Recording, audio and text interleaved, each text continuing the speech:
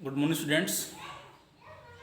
Today we solve the numerical problem for electrical circuits for the Kirchhoff's law or Wheatstone bridge or meter bridge. The first numerical is given when the two known resistance. First numerical में लिखा हुआ है, सीधी सी बात यही बता रहा हूँ। आप आज मैं आपको न्यूमेरिकल सोल्व कर रहा हूँ पोटेंशियोमीटर के ऊपर, व्हीटस्टोन ब्रिज के ऊपर और स्लाइडवे ब्रिज के ऊपर, ठीक, और किरचॉफ्स लॉ के ऊपर। बहुत इंपॉर्टेंट टॉपिक्स भी इंपॉर्टेंट है और इसके न्यूमेरिकल्स जो है वो भी बार बार आते हैं, ठीक है। इसके न्यूमेरिकल और टॉपिक्स इंपॉर्टेंट है। तो एक न्यूमेरिकल में लिखा हुआ है when the two known resistance, दो नॉन रेजिस्टेंस है, एक R और एक S। क्वेश्चन देख लो, ऐसे क्वेश्चन एग्जाम में आ सकते हैं, सीबीएसई बोर्ड के लिए बहुत इंपॉर्टेंट है। हरियाणा बोर्ड के अंदर भी क्वेश्चन ऐसे आते हैं, ठीक है। R and S are two known resistance, ठीक है, are connected in the left and right gap of a meter bridge। Meter bridge के लेफ्ट और राइट के अंदर इसको कनेक्ट किया हुआ है दोनों रेजिस्टेंस को। The balance point is L1।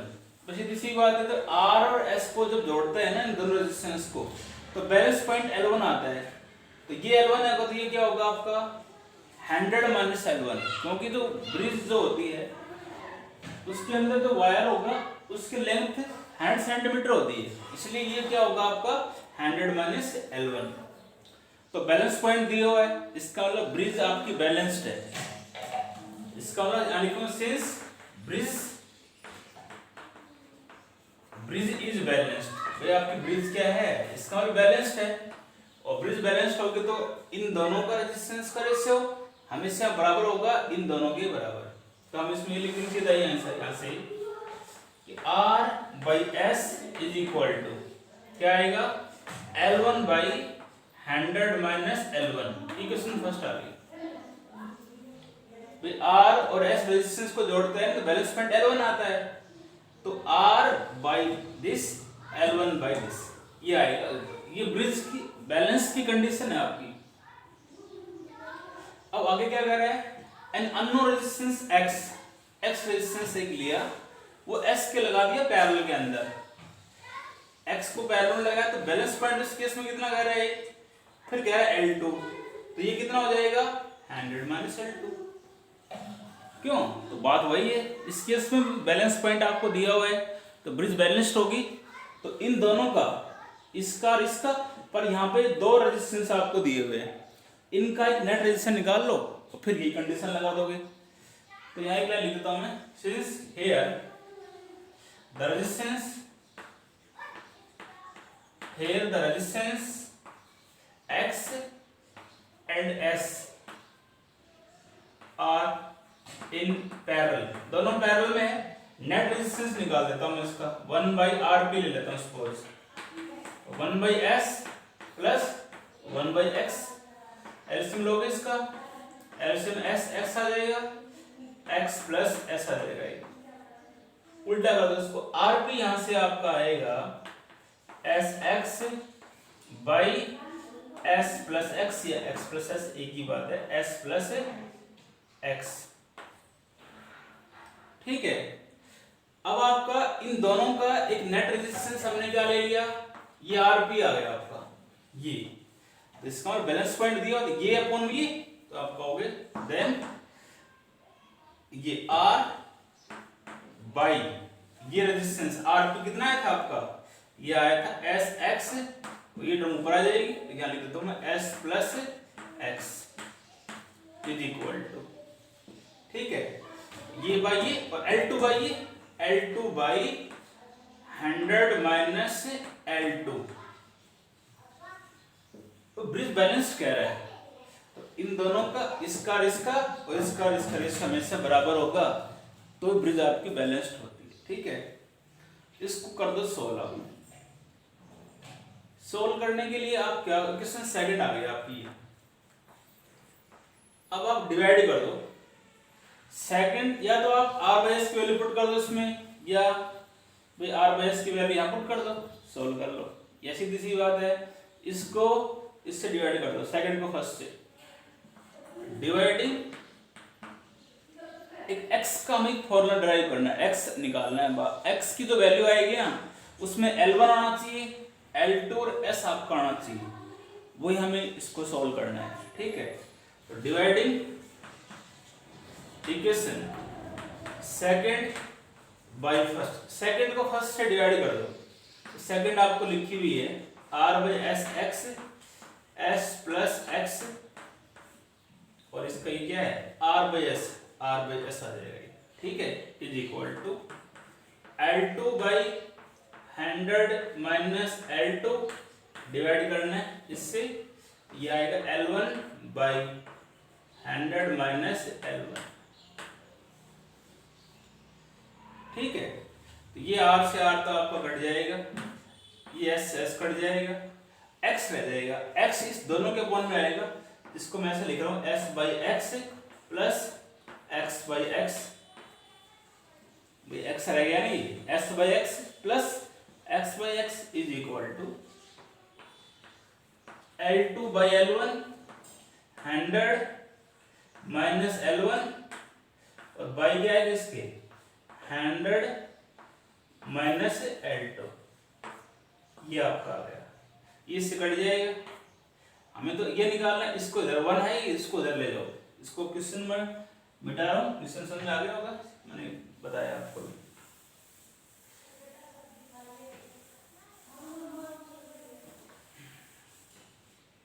तो क्या आ गया, ये आपका आ गया s by X is equal to 1 था, इसको उधर लेके जाएंगे हम, ये होगा L2 by L1 100 minus L1 by 100 minus L2 और माइनस 1, ये 1 था नहीं, इसको इधर ले लिया हम, एलसीएम ले लो इसका, एलसीएम आएगा L1 100 माइनस L2, इसको डिवाइड करोगे इसे कट जाएगा, L2 100 माइनस L1 माइनस इधर ही आ जाएगा L1 100 माइनस L2,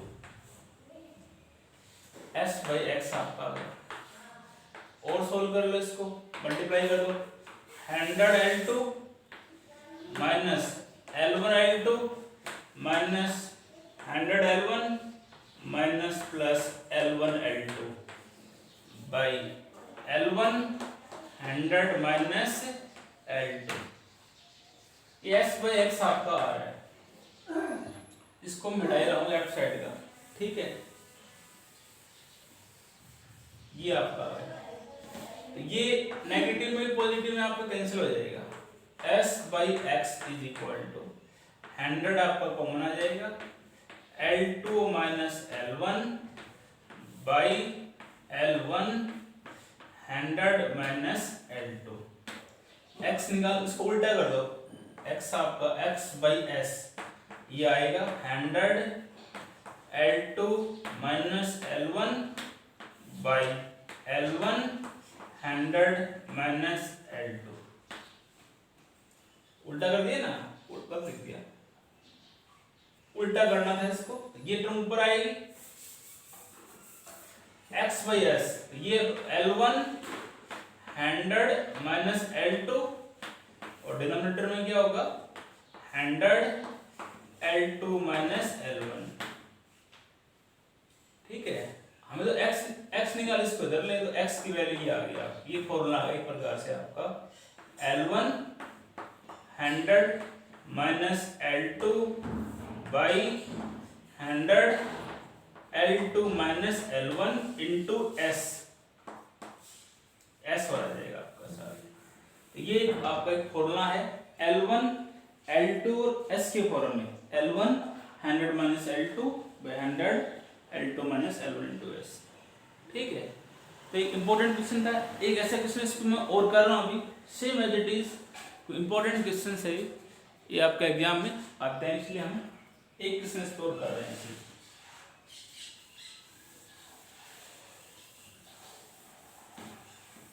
डायग्राम का इसी में हम इसी डायग्राम का यूज कर देंगे, ठीक है।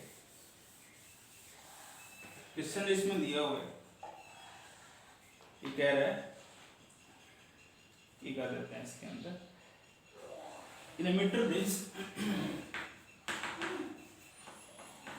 in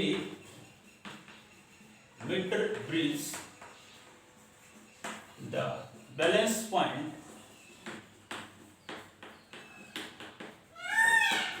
in meter bridge the balance point is found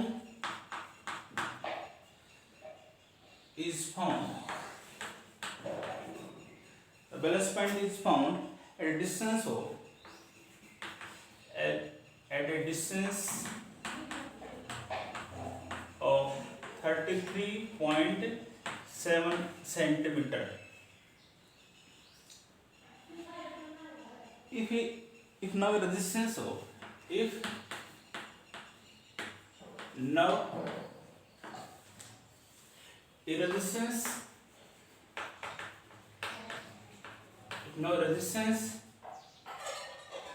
of 12 ohm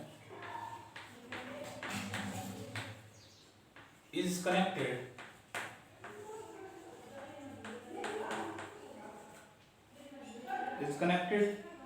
in parallel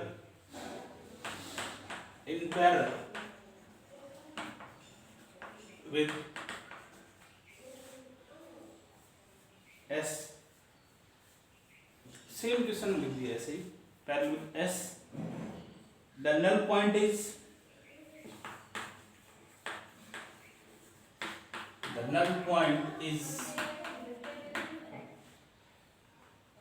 51.9 centimeter. 51.9 centimeter.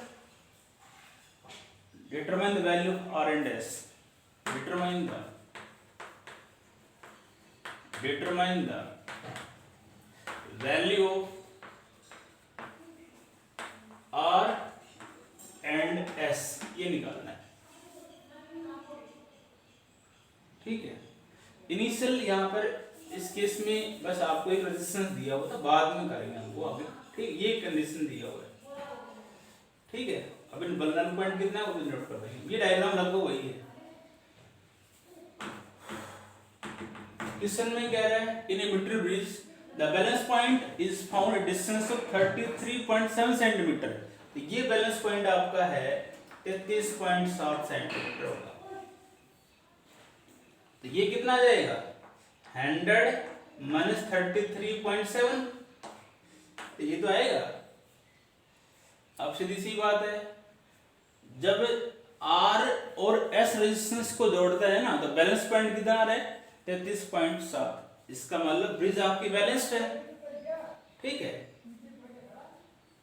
Bridge क्या आपकी बैलेंस्ड है. तो इसका मतलब आप कह सकते हो R by S is equal to क्या आएगा, बैलेंस पॉइंट कितना है 33.7 और 100 माइनस 33.7, ये तो आएगा. तो कितना आ जाएगा 33.7 डिवाइड में कितना आ जाएगा, इसको आप सोल्व करोगे तो 66.3 आ जाए. इसमें से घटा लोगे इसको 66.3 आपका ये आ जाएगा. क्वेश्चन फर्स्ट ले लो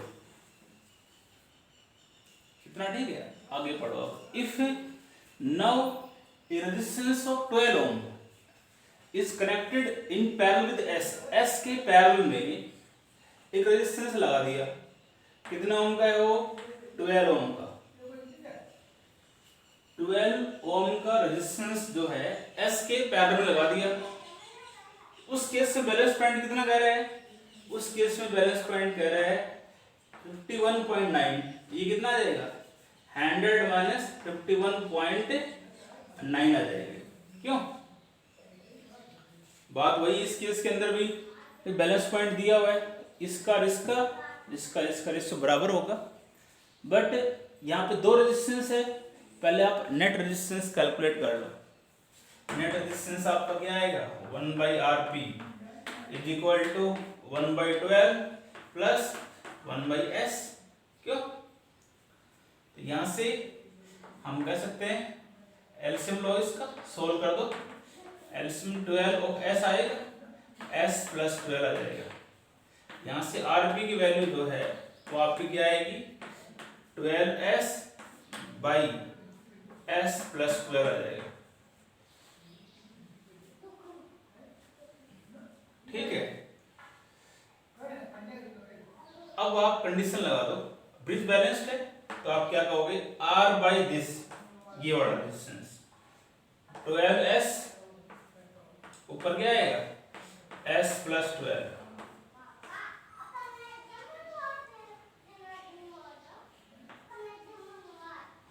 are by this is equal to, यहां क्या आएगा 57.9 बाई 100 माइनस 51 है।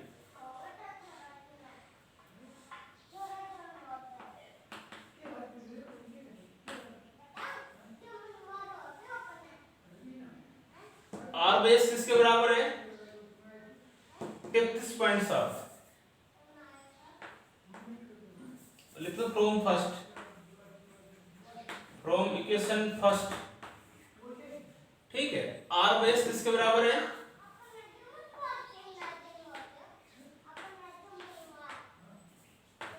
66.3,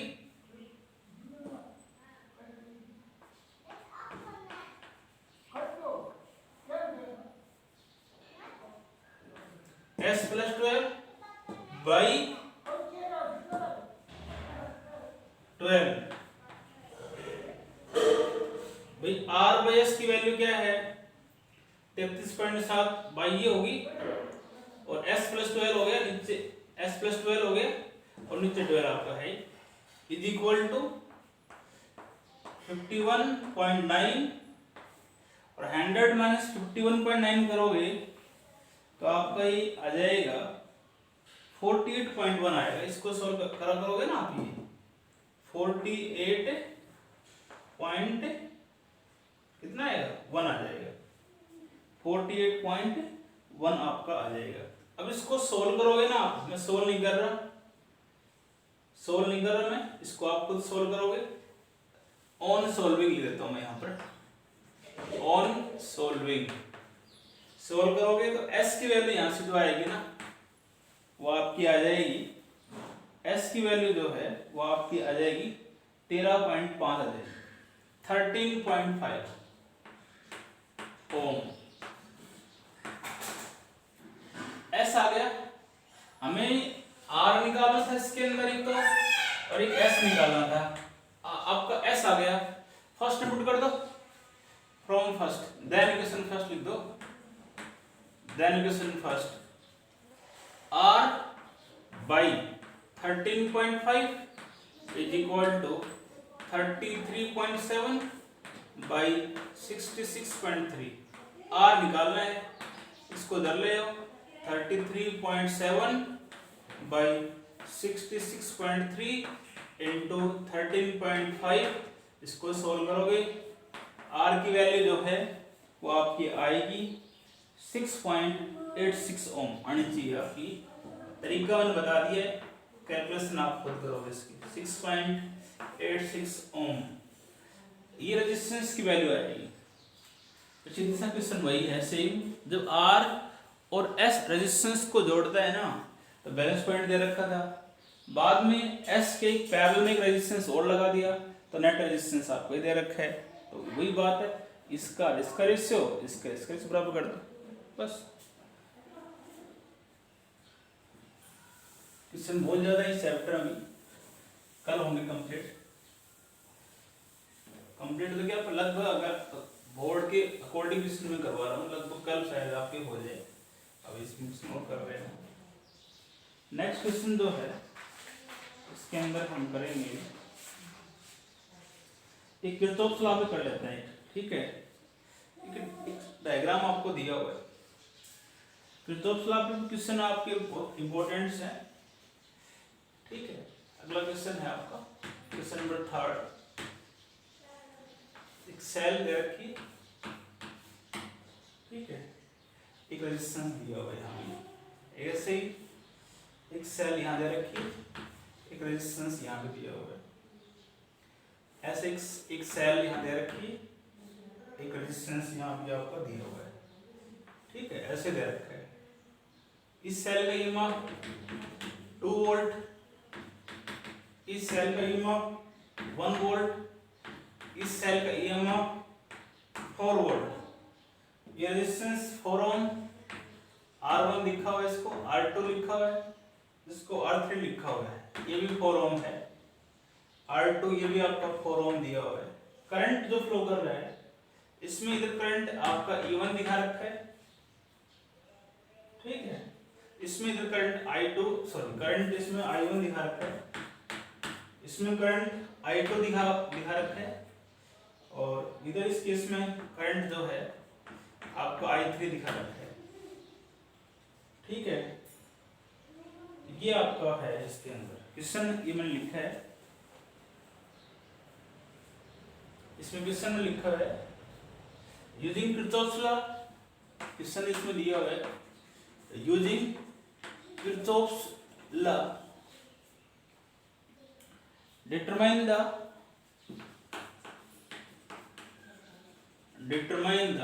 current I1, I2 and I3 in the circuit, ठीक है।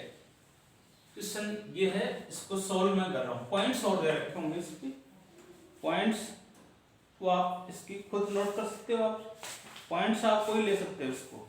जैसे मान लो मैं इसको point A, B, C, D, E, F और E ये ले रहा हूँ। किरचॉफ्स का लॉ लगा के हमें करंट निकालना है I1, I2 और I3।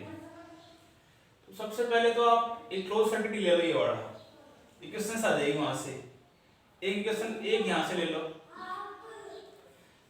दोनों के अंदर जो है आप जो है पहले सर्किट हम ये ले रहे हैं इन द क्लोज सर्किट, दो इक्वेशन आ जाएगी, उससे सॉल्व कर लोगे। देख लो पहले एक बार, in the close circuit A B C F A, A B C F A एक क्लोज सर्किट आपका है।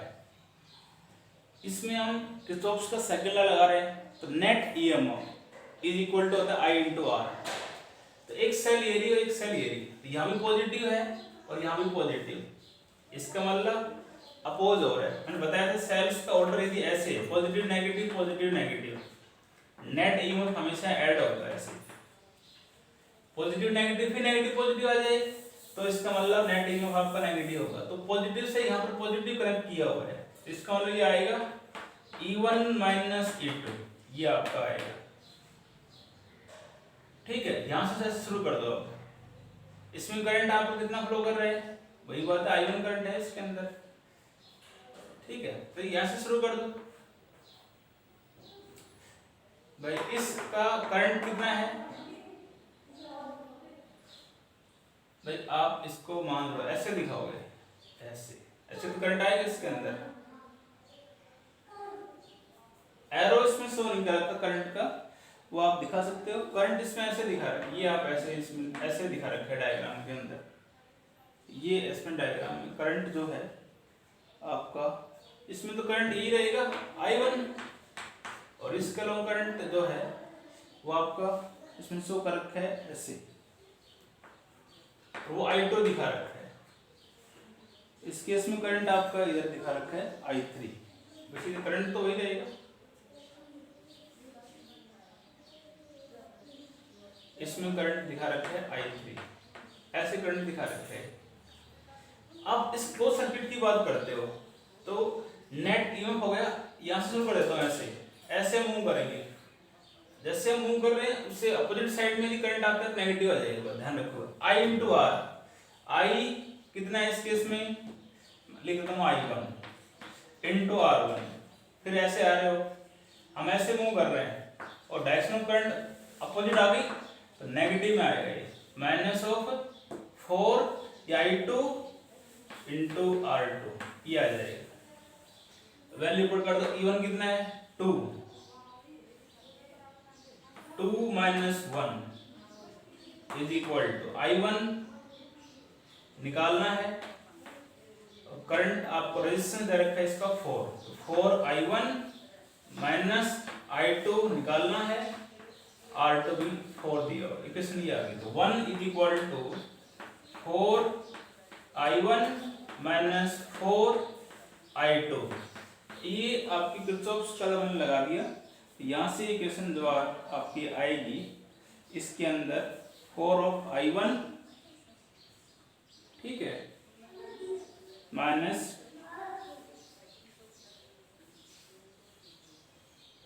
ये आएगा आपको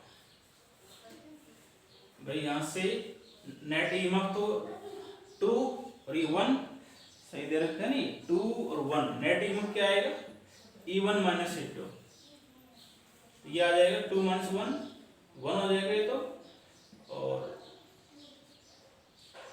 सॉरी गलती ठीक है, E1 माइनस E2 हो गया, ठीक, E1 to 1 हो गया, I1 एज इट इज ये 4, ये आपका बिल्कुल सही है, 4i1 ये आपका आ जाएगा इसके अंदर। अब हम बात करते हैं क्लोज सर्किट, कोई भी ले सकते हो, नीचे वाला ले लो, ये ले लो, नीचे वाला ये F C D E F,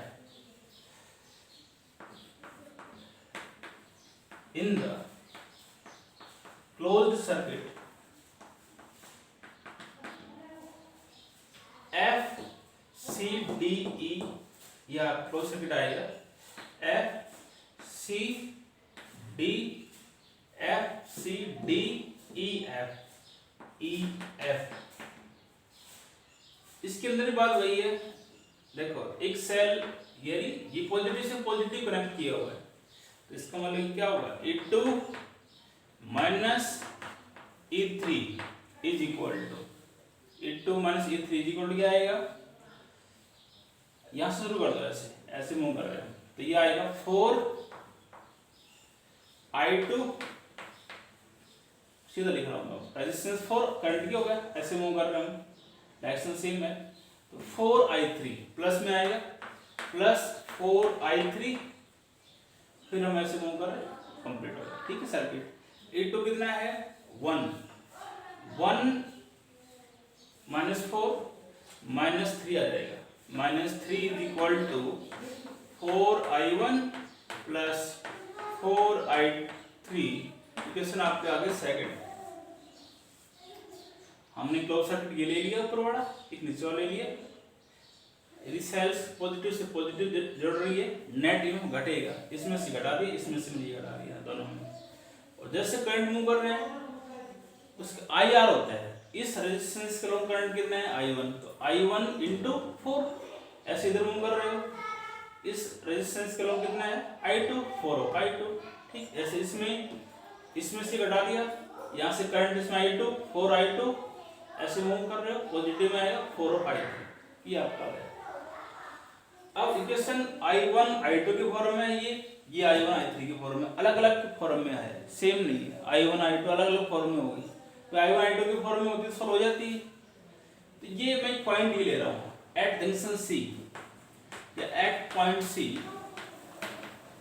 eight point C तो है, जंक्शन पॉइंट में मान लिया, यहाँ पर इसमें करंट इधर आप बता रहे हो I1 करंट आ रहा है, और इधर इसमें करंट बाहर की तरफ क्या जा रहा है I3, टोटल करंट आपका क्या होगा 0, I1 I2 I3 तीनों का सम क्या आएगा 0।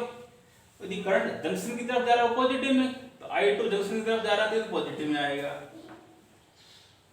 और ये भी I1 में किस में आएगा पॉजिटिव में आएगा, I3 बाहर की तरफ जा रहा है तो नेगेटिव आ जाएगा। यहां से मैंने I3 निकाल लिया, I3 क्या आएगा, I3 की वैल्यू क्या आएगी I1 प्लस I2, भाई इसको इधर ले आया मैं, तो I3 की वैल्यू यही आ गई, ये वैल्यू दोनों पुट कर दो, पुटिंग द, बड़े क्वेश्चन है ये, CBSE बोर्ड के अकॉर्डिंग आते हैं, ये CBSE बोर्ड में आपके आते हैं, putting the values of I3 in equation first and second, first equation के अंदर और सेकंड इक्वेशन में आप I3 वैल्यू पुट करो एंड सोल्व, और उसको आप सोल्व करोगे एंड सोल्विंग, तो इस केस में I1 आपका आना चाहिए, मैं बता रहा हूँ I1 आपका आएगा उस केस में I1 आपका आएगा 2/13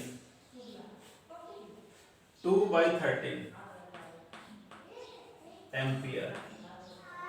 ऐसे ही I2 जो है मैं लिख रहा हूं वो आपको आना चाहिए, I2 आएगा 7/13